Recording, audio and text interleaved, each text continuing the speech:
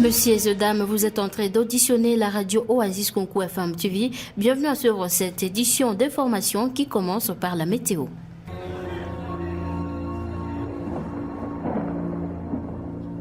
Oasis, la météo. Les prévisions météorologiques de ce samedi 28 septembre 2024 se présentent de la manière suivante à Ville de Béni. Lever du soleil 6h50 et son coucher 17h56. La température maximale sera ressentie à 27 degrés et la minimale à 17 degrés Celsius. Le vent courant à 9 km par heure l'avant-midi et en direction ouest l'après-midi avec une vitesse de 9 km par heure également. La météo prévoit un risque de pluie ce samedi en ville de Béni. Prenez donc vos précautions.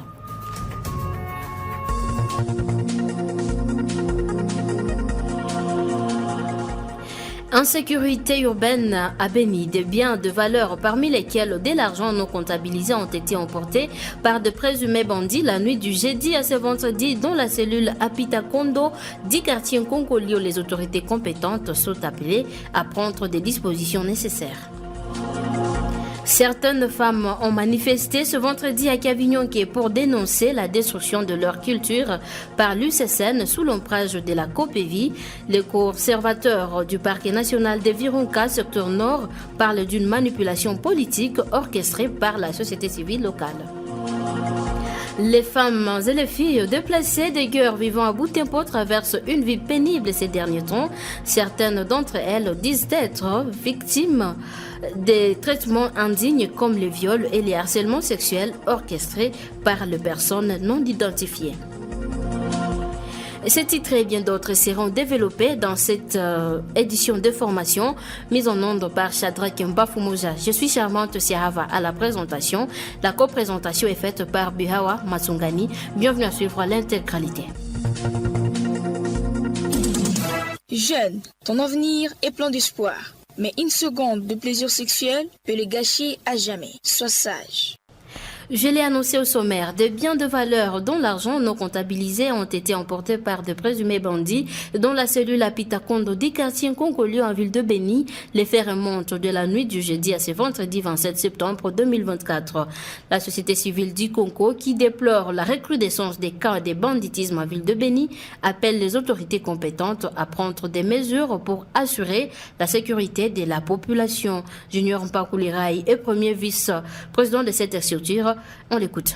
La nuit du 26 au 27, dans les quartiers Kongolio précisément et dans la cellule Apita Kondo, 4 maisons ont été visitées par les bandits mais armés. Sur place, les bandits ont réussi à emporter de l'argent non comptabilisé, des téléphones, le pagne et d'autres biens non comptabilisés. Nous, comme la coordination de la société civile, nous continuons à dénoncer. Nous appelons ici les autorités de voir comment travailler sur le terrain via les services de sécurité, parce que la population en a marre. On ne peut pas se réveiller chaque jour avec l'insécurité. Comme vous le savez, au Petit Nord, il y a le M23 RDF qui continue à parler d'eux, et au Grand Nord, avec les ADF Nalou qui continuent à tuer les gens. C'est vraiment assez. Nous allons demander ici à nos députés de voir comment booster les gouvernements au niveau provincial et au niveau national pour que question de la sécurité dans notre région puisse être vraiment au sommet afin de trouver solution Katassé. Les habitants de la cellule Kapalata du quartier Benenkoulé dans la commune Béou ont inauguré ce vendredi 27 septembre 2024 une tente qui leur servira pour des besoins sociaux. Cette réalisation, qui était un besoin majeur, est une œuvre de la population locale avec l'accompagnement du député national Atsonga Kiaya Elvis à travers sa fondation.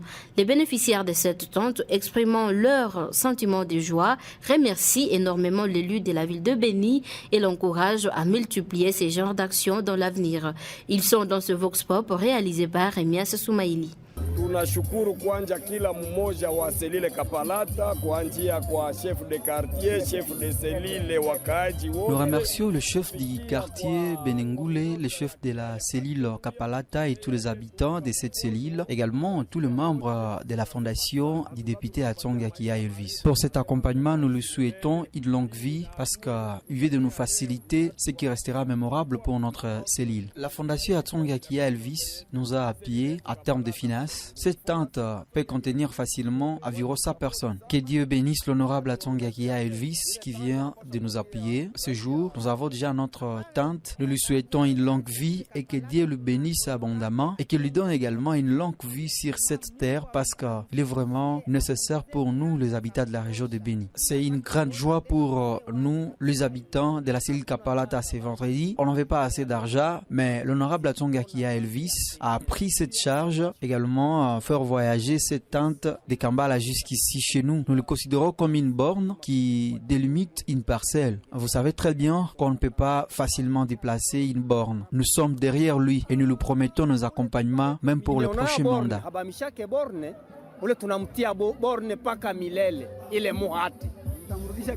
Tutamrudisha manda ya pili, tutamrudisha. Anafaa vitu ya maana, anafaa vitu ya maana.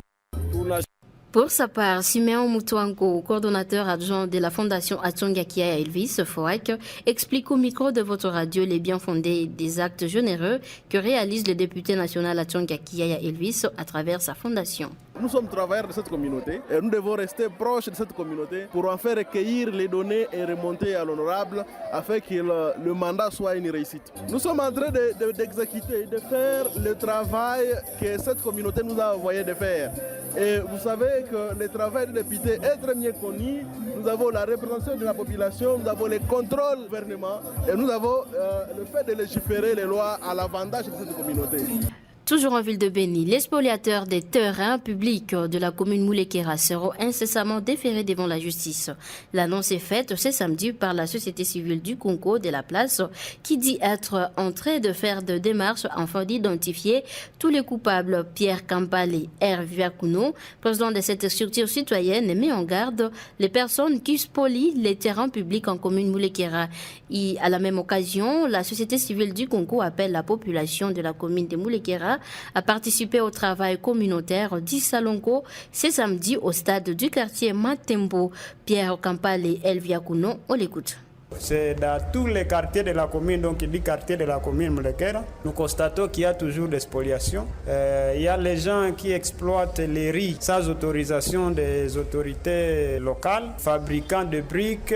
Les autres aussi vendent des avenues et des riz dans la commune. Par exemple, ici à Matongue, il y a les gens qui construisent sur les zones des rivières et tout consort. Et nous sommes en train de faire le monitoring sur ça. Et après que nous ayons cité avec notre monitoring, nous allons fixer l'opinion par rapport à notre démarche. Celui qui sera attrapé dans ces magouilles-là sera déféré à la justice. Demain, nous aurons un travail communautaire au niveau du quartier Matembo. Demain, samedi, c'est ainsi que nous appelons la communauté tout entière d'aller accompagner la jeunesse de Matembo et la communauté de Matembo pour ce travail qui aura lieu au niveau du stade de football au niveau de Matembo. Nous allons devoir aménager l'avenir qui est autour de ce stade pour que nous puissions avoir au moins une image là propre autour de notre stade.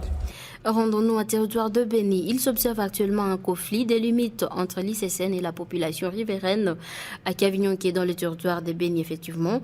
La société civile locale parle de la destruction des cultures par l'ICCN sous l'ombrage de la COPEVI. Pour dénoncer cette pratique, certaines femmes ont manifesté pour exiger la fin de la destruction de leur culture.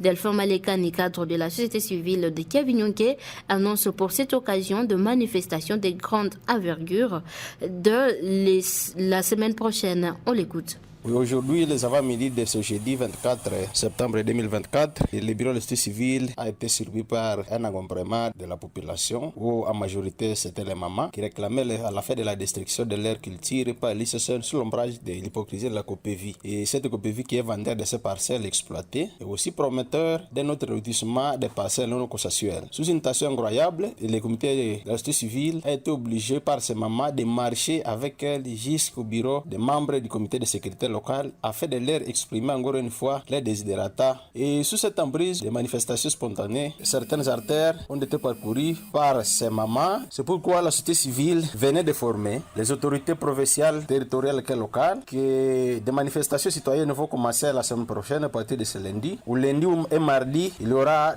des journées sans activité, mais aussi jeudi de la semaine prochaine, ça sera une marche pacifique pour exprimer encore une fois vraiment notre mécontentement. Si du moins la solution 2023 ce n'est pas retrouvé par les autorités compétentes, car l'ICCN a bafoué la lettre de la société civile lui demandant un moratoire pour les cas de pêcheurs arrêtés par les éléments de l'ICCN.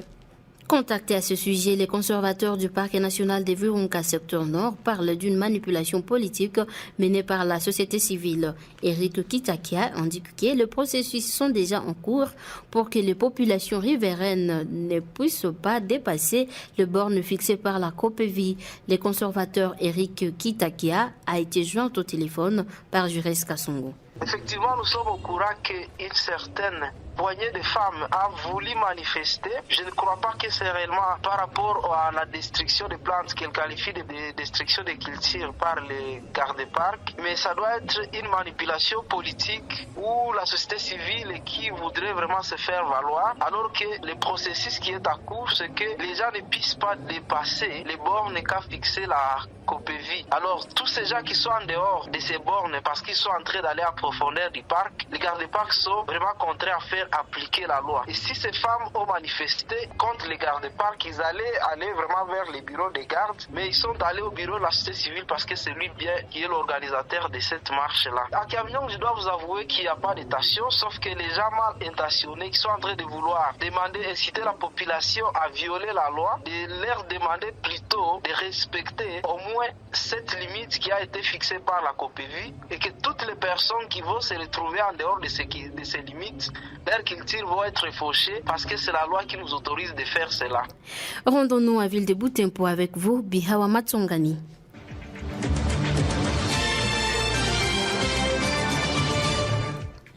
Remise officielle ce vendredi 27 septembre 2024 de la cellule d'emprisonnement pour femmes à la prison centrale de Butembo.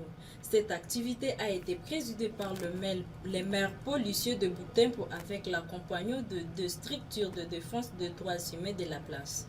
Celle-ci remercie ses philanthropes pour la réhabilitation de cette cellule qui a été échantillée par les présumés Adolphe depuis le 10 août 2022. Zangos Mouvison Sadi plus.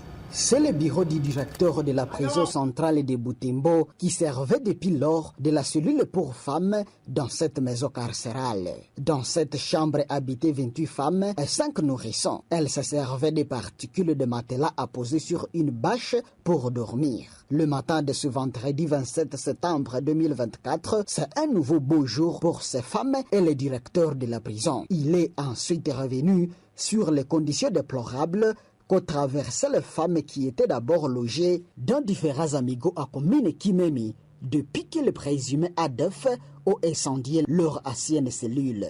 À l'honneur du membre de l'ONG SADEF et Colibri, chers partenaires, à l'occasion de la cérémonie de remise et reprise du pavillon femmes, nous, responsables de la prison de Butembo, de Nomi Kapangura, avons l'insigne honneur de vous présenter nos sincères remerciements pour cette œuvre grandiose que vous venez de faire.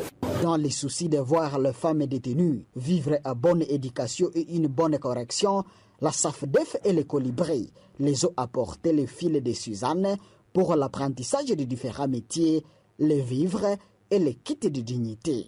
Prenant la parole, le maire policier de Butembo se félicite de cette initiative et remercie la SAFDEF et les Colibri et tous les bienfaiteurs qui ont contribué pour l'effectivité de ces travaux. Butembo, Nzanko Sumuveswa, Oasis Konko, Béni. Les collectifs des sociétés civiles et les chefs coutumiers exigent les départs de tous les groupes armés Ouazalendo basés en secteur de Bapere et à Manzia sur la route Butembo-Mangurejipa. Ces structures citoyennes, dont la Force Vive et la nouvelle société civile congolaise du secteur de Bapere, se sont exprimées devant le général Bruno Mandefou, commandant des opérations Sokola 1 Grand Nord. Elles accusent ces groupes de Ouazalendo de jouer le jeu de l'ennemi et d'imposer les jetons et des barrières illégales pour rassonner la population. Kaeni Samuel, le président de la société civile Force Vive du secteur de Bapere, appelle le gouverneur de la province du Nord Kivu à appliquer sa lettre de traque de faux Ouazalendo. Il est au micro d'Abel Tsongo. Et nous avons d'ailleurs appuyé les communiqués du gouverneur de province et du 12 août qui a compris aussi, lui, qu'il y aurait des Wazalendo qui travaillent aux côtés de la paisible population. On est Mouzalendo si réellement on garde et on protège cette population. Mais dans les cas contraires, ici à secteur de Baper, c'est catastrophique parce que même ces groupes armés qui sont chez nous, ils tracassent la paisible population. Il y a des gens qui ont été pendus, il y a d'autres qui ont été tabassés. Et c'est ce que nous sommes en train de déplorer pour dire que les Wazalendo pour nous ne sont pas les bienvenus parce qu'ils jouent et les jeux de l'ennemi. Parce que quand les Mouzalendo tracassent, ils pillent la paisible population. Et ici récemment, il y a eu des pillages qui ont été orchestrés à Midede. Et ce sont les Wazalendo qui ont orchestré cela. Et nous avons haussé le ton pour dire que le gouvernement provincial, parce que c'est ce gouvernement qui a signé, et nous, population, nous avons été contents pour que ces Wazalendo qui jouent les jeux de l'ennemi soient évacués. Et d'ailleurs, on a martelé pour que cela aussi, ces gens, soient aussi allés à la justice qu'ils répondent. Nous avons souffert beaucoup. Et c'est pourquoi nous avons fait appel à nos forces, parce que la RDC n'a qu'une autre force, ce sont les FRDC, que nous devons accompagner en appui avec les UPDF, parce que côté Béni, les choses marchent. Et nous voulons des actions de grande envergure comme ça, qui soient menées dans notre secteur. Les femmes et filles déplacées de guerre vivant à Boutempo traversent une vie pénible ces derniers temps. Certaines d'entre elles disent être victimes des traitements indignes comme les viols, les harcèlements sexuels orchestrés par les personnes non identifiées. Ces cris d'alarme et de désolation et de maître Cyprien Sangala, coordonnateur du réseau national des élites Renadel en sigle en territoire de Lubero. Il l'a dit au cours d'une interview accordée à la presse ce vendredi 27 septembre 2024. On l'écoute au micro de Gas Maoua. Je confirme, monsieur le journaliste, vraiment que la situation de la femme déplacée à commune Wolamba est horrible. Nous avons visité plusieurs familles hier ayant fui la guerre et qui ne savent plus d'ailleurs gagner leur village, soit parce que la paix n'y est revenue jusqu'aujourd'hui, soit parce que leurs maisons ont été incendiées et nombreuses disent n'ayant plus le courage d'ailleurs d'y rentrer après la tuerie de leur mari. C'est le cas de 4 familles qui logent en bas de l'hôpital de Kassimangala à Wolamba. Je trouve personnellement que ce motif est fondé, c'est dit au traumatisme, mais ce que je regrette est que les autres femmes qui m'ont vu passer vers Butsundo m'ont communiqué une réalité horrible. Lorsqu'une femme commence à penser que Butembo n'était pas vraiment un milieu propice pour sa fuite, vu les actes de viol, d'harcèlement sexuel dont elles ont vraiment affirmé être victimes parce que certains seraient d'ailleurs admis chez FEPSI pour le traitement, je trouve détruire cette situation. J'appelle aux mal intentionnés, aux pampas et garçons des quartiers de Butembo d'éviter de s'attirer des malédictions. Chercher à satisfaire son désir sexuel par le choix d'une fille ou une femme mariée ou pas, une femme déplacée, c'est vraiment bloquer sa vie, ses chances, les opportunités dans sa vie. Et je crois qu'il était temps pour le maire de la ville de prendre cette situation au sérieux pour ne pas donner une image honteuse à la ville. Messieurs et dames, c'est ce son qui met fait à cette session de formation qui a été présentée par Charmante Siahava. Elle a connu la coprésentation de Bihao Matsungani et la prise de son et la mise en onde de Shadrach Mpafumuja. Vous nous avez suivis, merci à vous et portez-vous bien.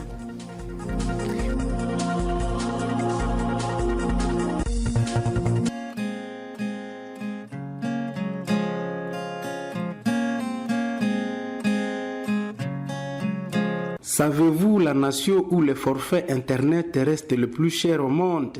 C'est le royaume de là-bas où nous sommes à plein pèlerinage. De tous les pays de la planète Terre, le royaume de là-bas a plusieurs réseaux de communication. Oui, un seul habitant peut utiliser 2, 3, voire 4 réseaux différents. Curieusement, la qualité ne suit pas. Les antennes sont placées ça et là, sans suivre les normes physico-radiophoniques. Chaque maison de communication fixe son antenne là où elle veut, même en parcelle où vivent les enfants. Il suffit évidemment de payer les taxes et impôts au trésor oblique et l'antenne est fixée.